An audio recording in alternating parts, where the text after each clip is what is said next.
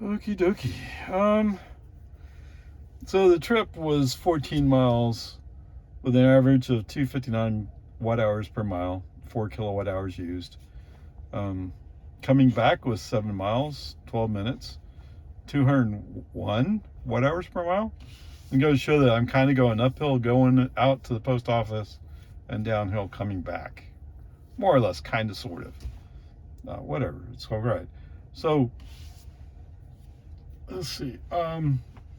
When I put in the post office, it gave me 3 choices, and I chose to go down rock, not Rockwood, Rock Timber. Anyway, whatever it is, that's the road I normally would go if I'm going north in town.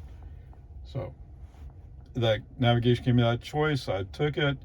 When we rolled up to the 4-way stop at National, the car stopped for several seconds. Like it was looking for something. It's a 4-way stop. Now, I think I covered this before. I forgot to look to see if it has the 4-way indicator on it. I don't think it does.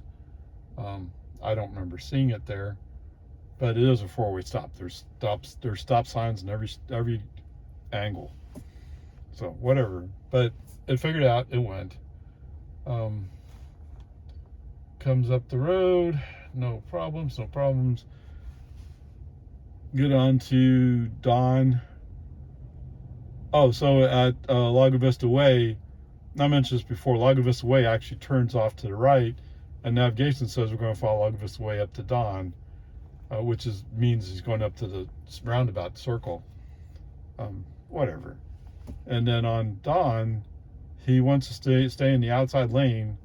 Well, if you know Dawn Drive and Lago Vista, you know that people park their long pickups in there with their trailer hitches sticking out of the back.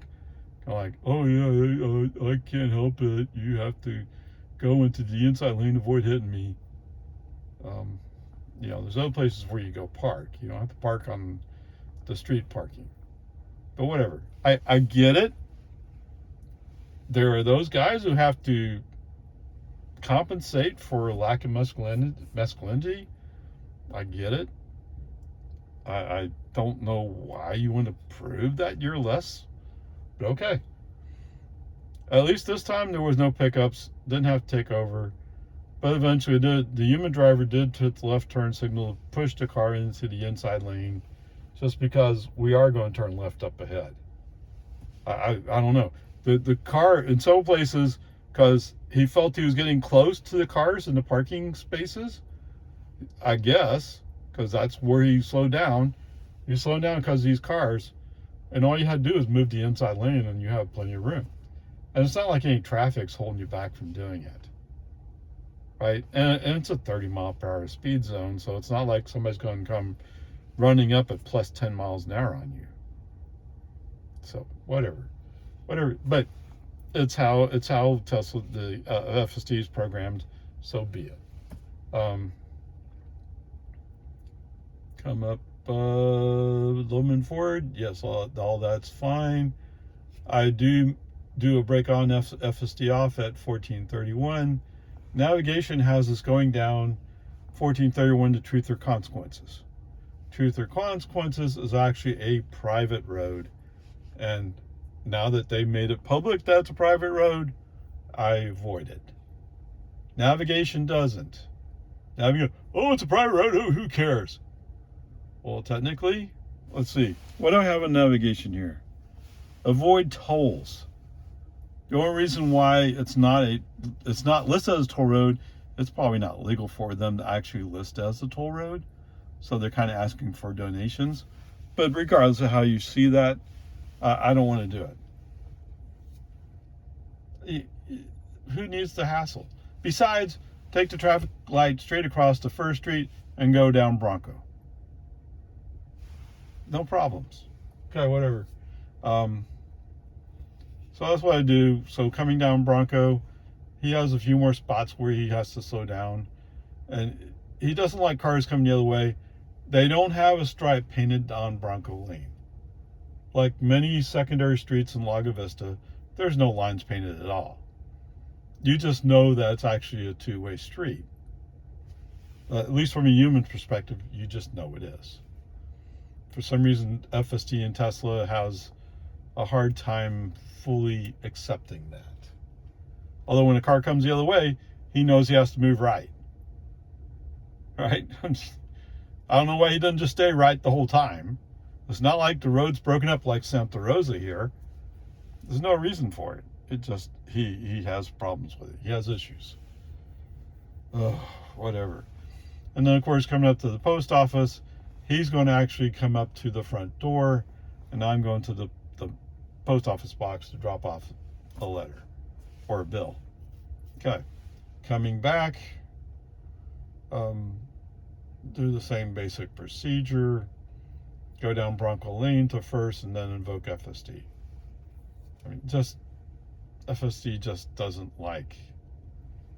FSD is in love with, I want to say truth of consequence, the road to recovery.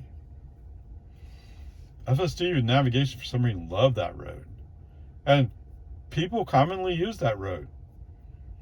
For me, it's more a question of, it's not consequent. What's the word? Anyway, it's just the principle of it. If you're declaring that road a private road, then I shouldn't be using it without your permission. It's like one day I went the back way down to a place in the east side of Lago Vista. And it turns out when you dig into it, the dirt road you're going down is actually a private road. And when you come out on the other side, you're driving through somebody's yard. Now, Google lists it as a public road. It's not. Okay? That's not cool. That's not cool to drive through somebody's yard. It's not proper. On top of that, it was not suitable for school buses anyway. Okay, whatever. So coming out, we're following a car. We're following a van actually, and we're turning on the Lumen Ford. That van is going kind of slow. So FSD decides in its wisdom that it wants to go inside lane, which is actually where I want to go anyway. So it's win-win. But in that process, he didn't read the 35 mile per hour speed sign. So we're doing 40 and a 35. I mean, whatever. For some reason, FSD typically finds 1 or 2 or even 3 of those speed zone signs along Lumen Ford as being unreadable. No, don't even exist. I don't know why. It's just the way he is. I think actually FSD's on. Oh, so the other interesting thing is when I get onto Lumen Ford is FSD turns on the windshield wiper washer. I've never seen that before. I've seen him turn on the windshield wiper, meaning that he's trying to clean something in front of the camera, and you know that's kind of dumb because you're not putting any water on it. Well, now he's putting the washer fluid on it. So, hey, that's an improvement. That makes sense. Although now that he's cleaned the windshield, and we're going into the sun, he's going, oh, oh, oh. So he's having more heart attacks. Whereas if you just left it a little bit hazy, maybe you wouldn't have the heart attacks, huh? I don't know, whatever. So anyway, it was interesting he washed the windshield. Okay. As I mentioned, there were some places where he's one place we're going through shadow, he slows down. That's what people would call phantom braking, because why are you slowing down for? Well, it's slowing down because there's shadow on the road. So he's not quite sure what to make of it, which I get. Although it's 11.4.9, I thought we were going to be past all that by now. But whatever. There's another spot where we're going around a curve, and there's a pickup coming the other way. And of course FSD goes, oh, there's a car, we're going to hit it. No, you're not. They're in their lane, you're in your lane. It's all fine. Get over it. but I can't. Yeah, that's part of the problem. Okay. When it comes time to turn on the boggy Ford, I can't really blame FSD for this one necessarily. The human behavior is if there's a line of cars, but there's enough room to make it on the asphalt to make it into the turn lane, you scooch past the cars and go into the turn lane. Well, there is a white line. FSD is going like, well, I can't really fit that. Okay, fair enough. The human driver will just run over the white line. I mean, nobody's going to be impacted by it, and that's why they have the asphalt there. Okay, whatever. So, brake on, FSD off, go around.